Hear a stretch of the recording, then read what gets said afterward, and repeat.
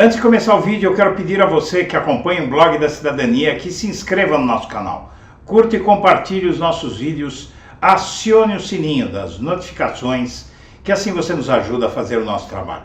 E vamos ao vídeo.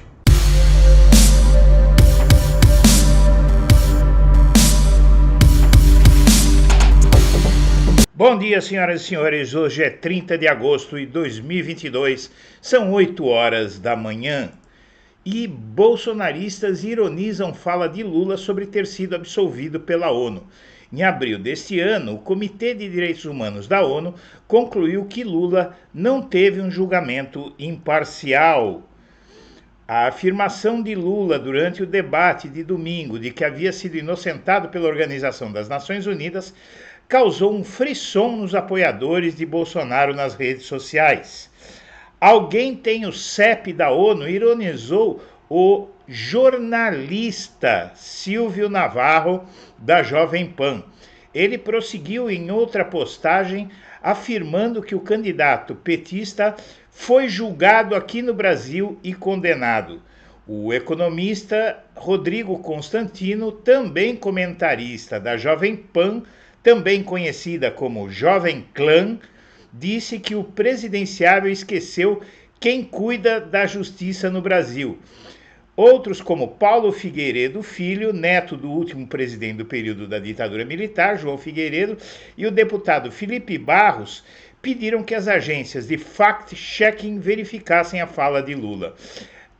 Essa gente provavelmente anda abusando de algum tipo de substância alucinógena, porque querem que a mesma justiça que chegou à mesma conclusão que a ONU seja submetida à checagem de fatos. Ou seja, o judiciário brasileiro não anulou todos os processos do Lula por conta da suspeição do Moro.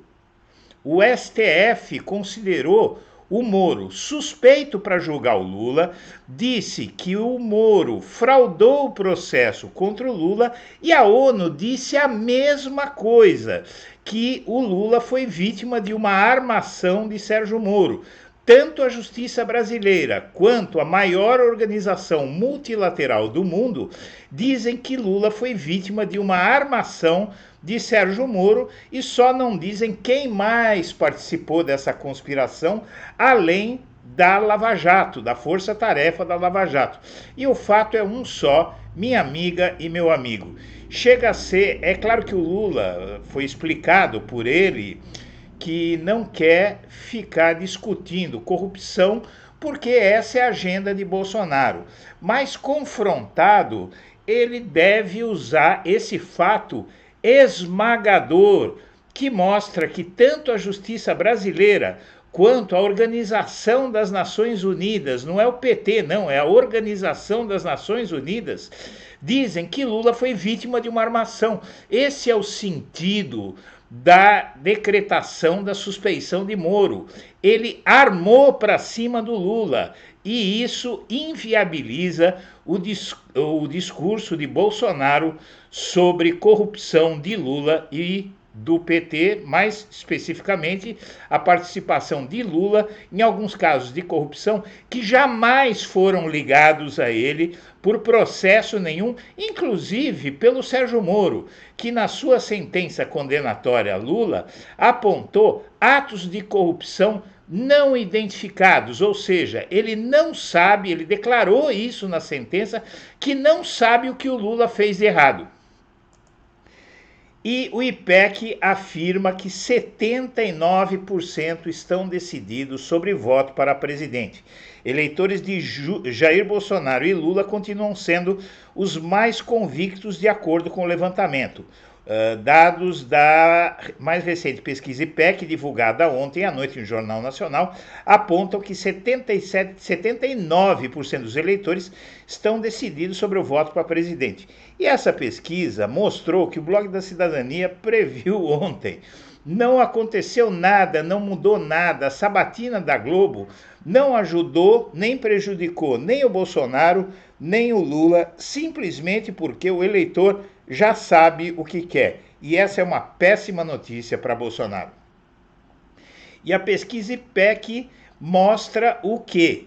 Na verdade, tirando o título da Veja, a pesquisa IPEC, sentido literal, diz que novo levantamento mostra que Auxílio Brasil, Jornal Nacional e a propaganda eleitoral, que já dura vários dias, mesmo antes da propaganda na TV, as inserções na TV já tinham começado, mostra que Auxílio Brasil, Jornal Nacional e propaganda eleitoral não tiveram efeito nenhum na corrida presidencial, porque pela primeira vez no período pós-democrático, os eleitores estão extremamente decididos e nunca houve tão poucos indecisos no período pós-ditadura, no período da redemocratização no Brasil.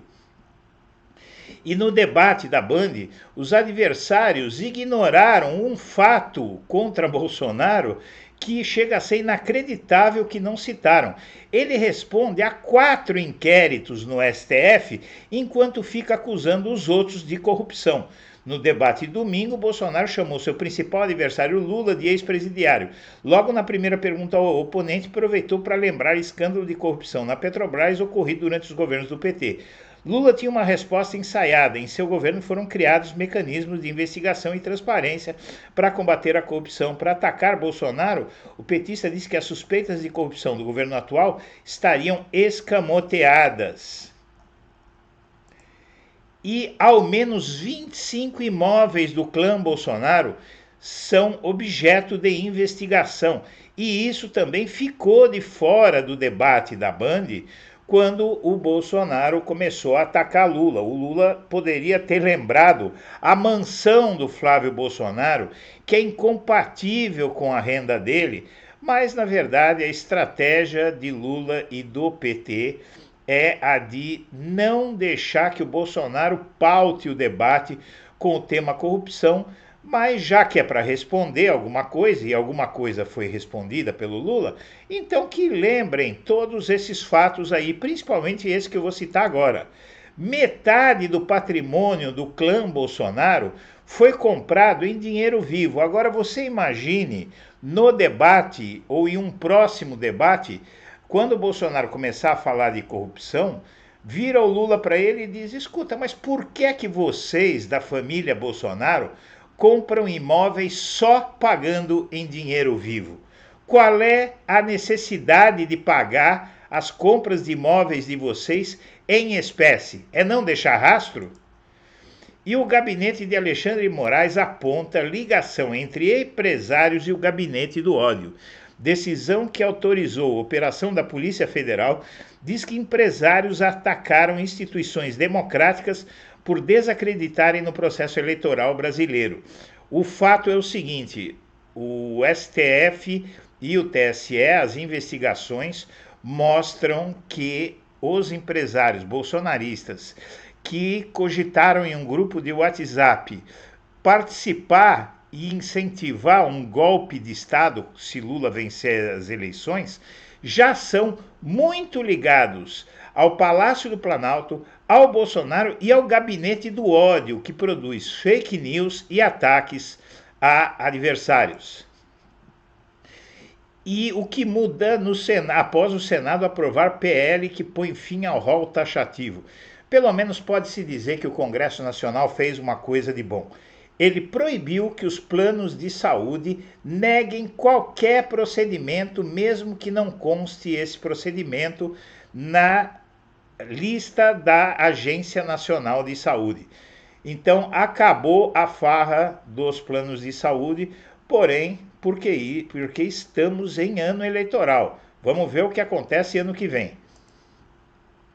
E o TSE deve contrariar Bolsonaro com decisões sobre fake news e restrição de armas. Resumindo, minha amiga, meu amigo, não vai poder andar armado no dia da eleição.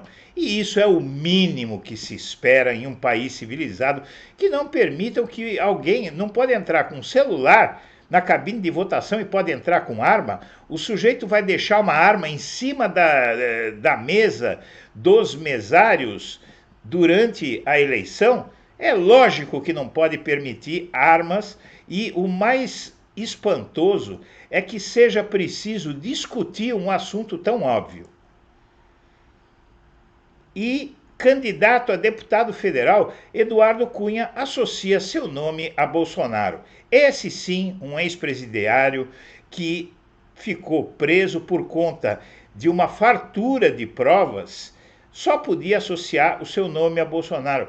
Eis mais um tema para os debates. Mas já que o Bolsonaro quer falar de corrupção, corrupção contra ele não falta. E por fim, por que Bolsonaro aparece com tantas manchas no rosto na televisão? É muito simples.